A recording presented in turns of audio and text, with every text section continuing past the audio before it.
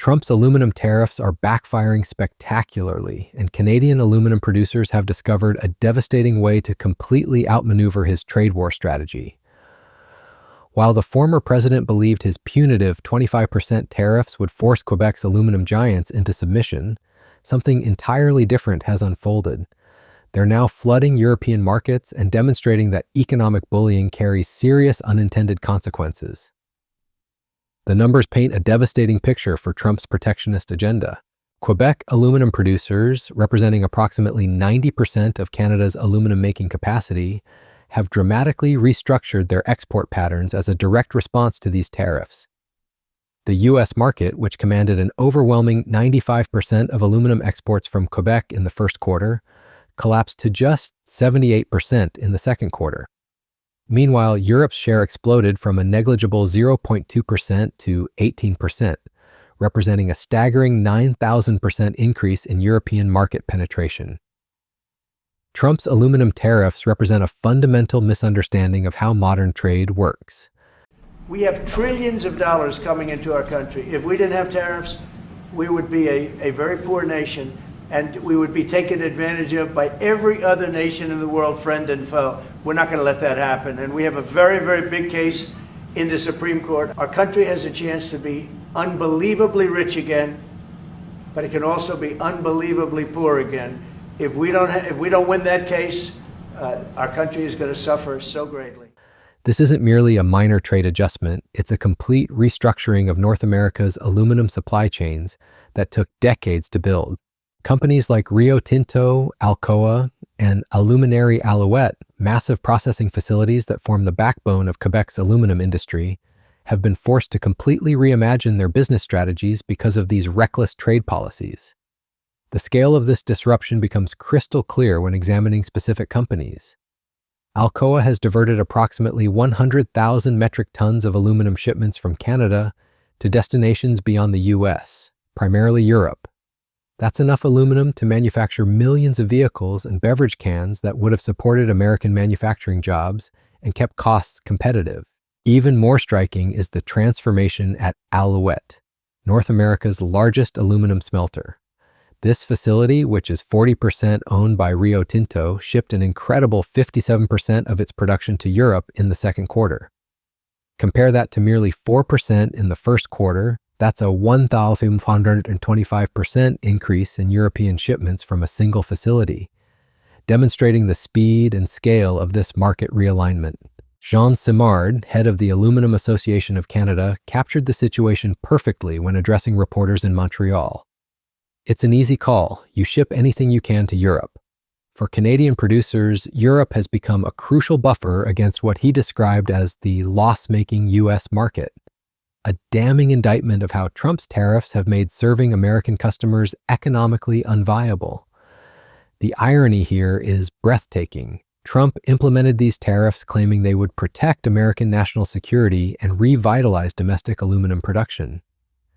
Instead, his policies have pushed U.S. aluminum prices well above global levels, making American manufacturers less competitive while simultaneously driving away their most reliable and geographically convenient suppliers. The so-called U.S. Midwest Premium, the additional cost Americans pay above global benchmark prices, jumped 82% since early June when Trump doubled his aluminum tariffs from 25% to 50%. American manufacturers are now paying a massive premium for aluminum, while their Canadian suppliers have successfully found more profitable markets elsewhere. Meanwhile, European buyers are benefiting enormously from this trade war fallout. The duty paid in-warehouse Rotterdam premium dropped from 14.3% of the London Metal Exchange price at the start of the year to just 9.1% last week.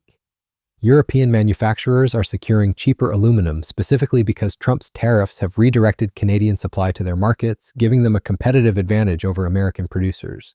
The global trading system that existed for decades has been shattered. Rapidly. The largest economy, the United States, is fundamentally reshaping all of its trading relationships. And we're moving from an age that lasted decades, an age when free trade was a motor of global economic growth, to a new age, an age of economic nationalism, and mercantilism.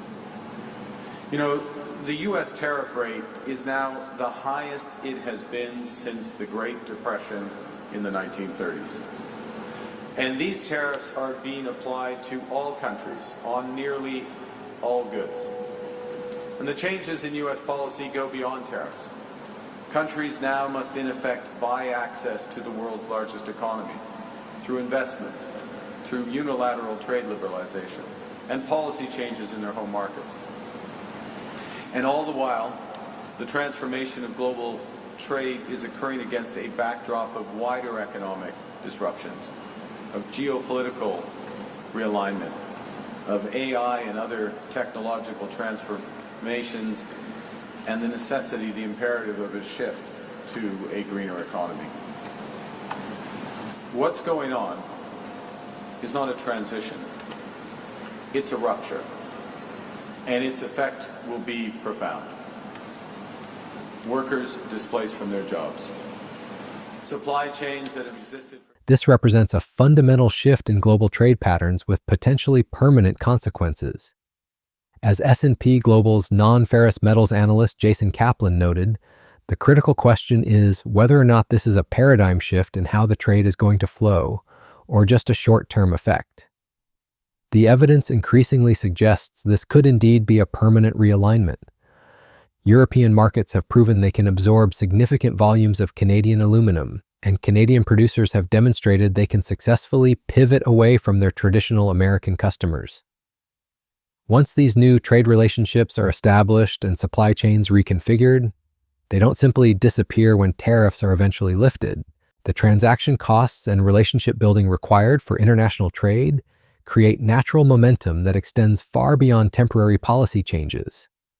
This aluminum trade war also exposes fundamental flaws in Trump's understanding of North America's integrated economy.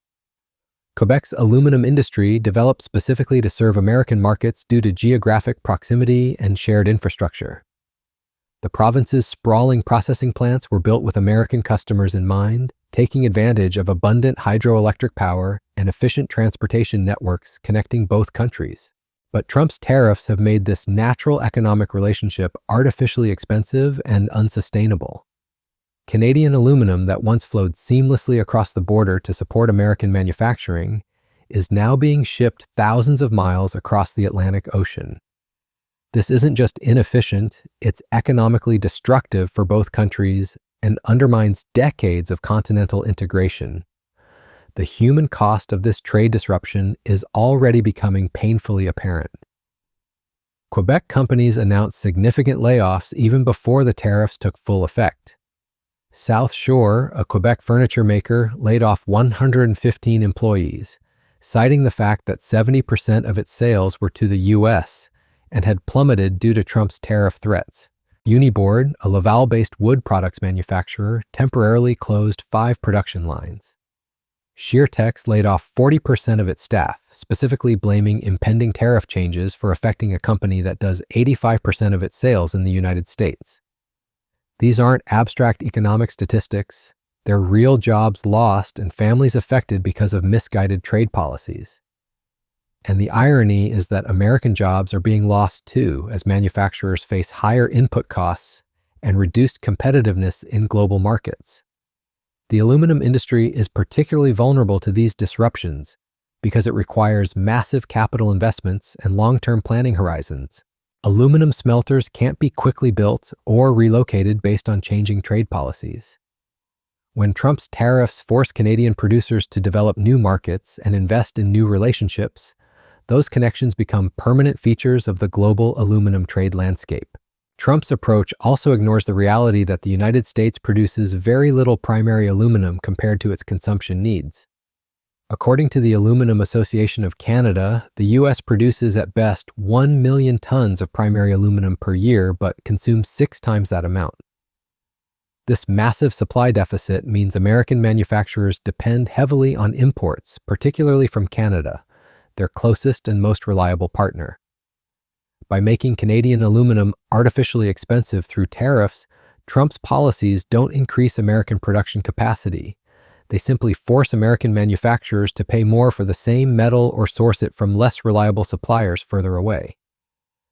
Meanwhile, Canadian producers have successfully found alternative markets that don't impose PU, native tariffs, and welcome their high-quality product. Canadian officials have been remarkably measured in their response to this trade disruption. This disruption calls for a bold new approach. Specifically, a program to help up to 50,000 workers learn new skills, a policy to ensure the government buys Canadian goods, loans for businesses, and more cash for industries hit hard by tariffs. And we're going to support Canadian workers so they can drive Canada's economic transformation. Across sectors, the reaction? Gratitude mixed with worry that it may not be enough. Rather than engaging in escalating rhetoric, they've focused on practical solutions and market diversification. The Canadian government has announced comprehensive measures to help businesses adapt.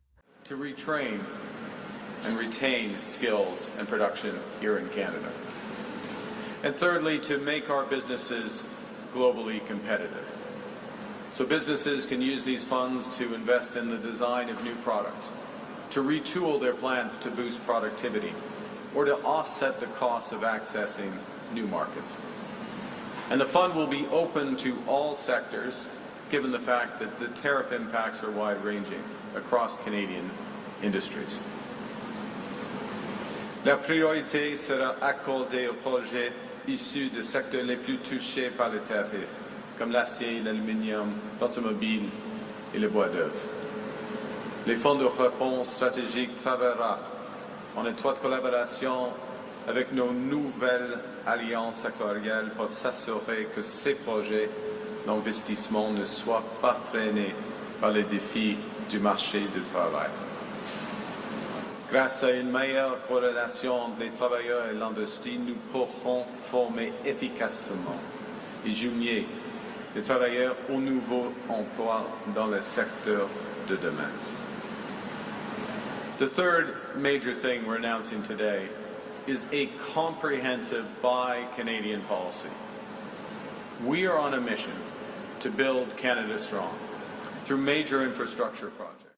This includes significant funding for companies affected by tariffs and programs to help them find new international markets beyond the United States. The European Union has emerged as the biggest winner in this trade conflict.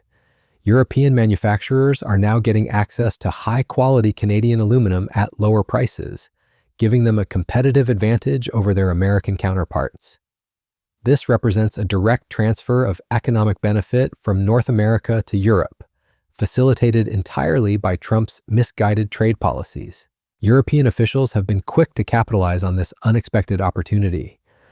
The European Commission has maintained dialogue with Canadian aluminum producers and worked to facilitate increased trade volumes. They understand that Trump's trade war represents a chance to strengthen European industrial competitiveness at America's expense, and they're seizing it. The long-term strategic implications are profound and potentially irreversible. North America's aluminum industry was built on the principle of continental integration, with Canadian production serving American manufacturing needs efficiently and cost-effectively. Trump's tariffs have begun to unravel this integration, potentially permanently weakening North American industrial competitiveness on the global stage. Canadian producers are also investing heavily in developing these new European relationships. Once companies like Rio Tinto and Alcoa establish supply chains and customer relationships in Europe, those connections tend to persist even after trade barriers are removed. The investments in logistics, warehousing, and customer service required for international trade create natural momentum that extends beyond temporary policy changes. This aluminum trade diversion also demonstrates how Trump's tariffs create exactly the opposite of their intended effects. Instead of bringing production back to America, they're driving reliable suppliers to develop alternative markets. Instead of strengthening American industry, they're making American manufacturers less competitive by increasing their input costs substantially. The data from S&P Global Market Intelligence shows this isn't a minor adjustment, it's a fundamental restructuring of North American trade patterns. When Quebec aluminum exports to the U.S. drop from 95% to 78% in a single quarter, while European exports increase by 9,000%, that represents a seismic shift in global aluminum markets with lasting consequences. Trump's aluminum tariffs have also exposed the interconnected nature of modern supply chains.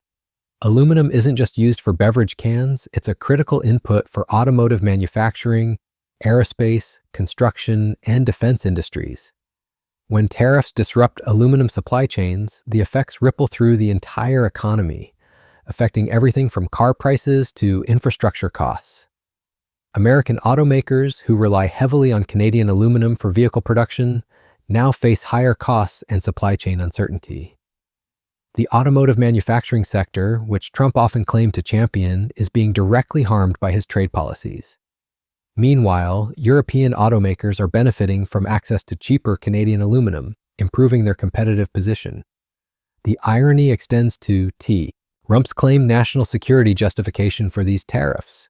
By driving away Canada, America's closest ally and most reliable supplier, Trump's policies are actually making American supply chains less secure, not more.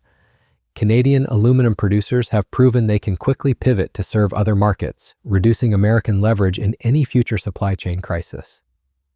Jean Simard's observation that as the price builds up into the U.S., you can expect metal to come back to the U.S. market suggests this trade diversion could theoretically reverse if American prices rise high enough, but by then, significant and potentially permanent damage will have been done to bilateral trade relationships and continental integration. The Quebec aluminum industry's successful pivot to European markets also highlights the global nature of modern commodity trading. These aren't small regional businesses, they're sophisticated international companies with the capability and flexibility to serve markets worldwide. When American trade policy becomes hostile, they have viable alternatives and the resources to pursue them. This aluminum trade war represents a perfect case study in the unintended consequences of protectionist policies. Trump's tariffs were supposed to strengthen American industry and bring jobs back to the United States.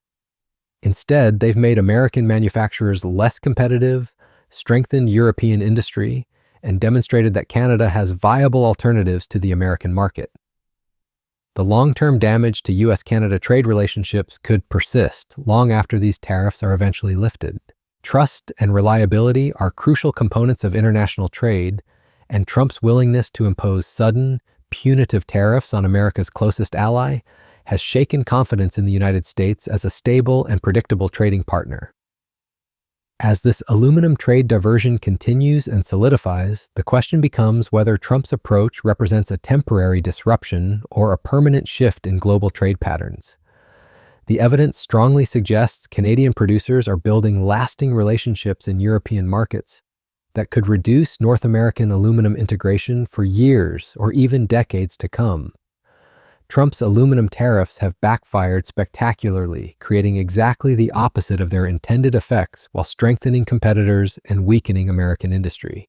The Quebec aluminum industry's successful pivot to European markets proves definitively that economic nationalism in an interconnected world often hurts the very industries it claims to protect, leaving American manufacturers to pay the price for misguided trade policies.